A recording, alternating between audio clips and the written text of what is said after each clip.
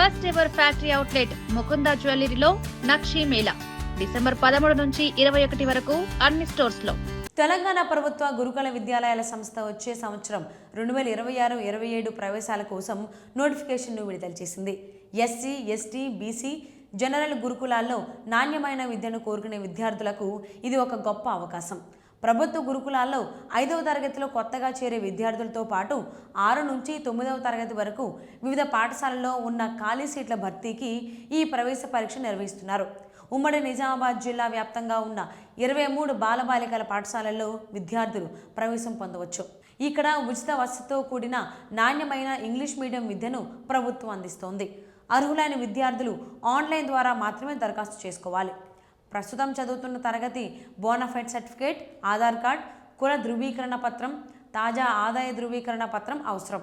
దరఖాస్తు రుసుముగా 100 రూపాయలు చెల్లించాలి. దరఖాస్తు సమయంలో ఫోన్ నెంబర్ కీలకం. ఒక మొబైల్ నంబర్పై ఒకే దరఖాస్తుకు అవకాశం ఉంటుంది. ఒకే ఇంట్లో 2 పిల్లలు ఉంటే 2 వేర్వేరు నెంబర్లను ఉపయోగించాల్సి ఉంటుంది. మీ సేవా కేంద్రాల్లో లేదా అధికారిక వెబ్సైట్ ద్వారా స్వయంగా దరఖాస్తు చేసుకోవచ్చు.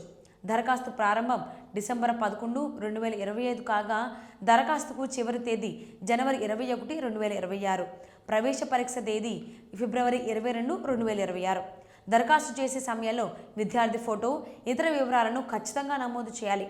ఒకరి బదులు మరొకరికి వివరాలు ఇస్తే క్రిమినల్ కేసు నమోదు చేస్తామని అధికారులు హెచ్చరిస్తున్నారు. దరఖాస్తులు విద్యార్థులు తాము చేరాలనుకుంటున్న పాఠశాలకు తొలి ప్రాధాన్యత ఇవ్వాలి.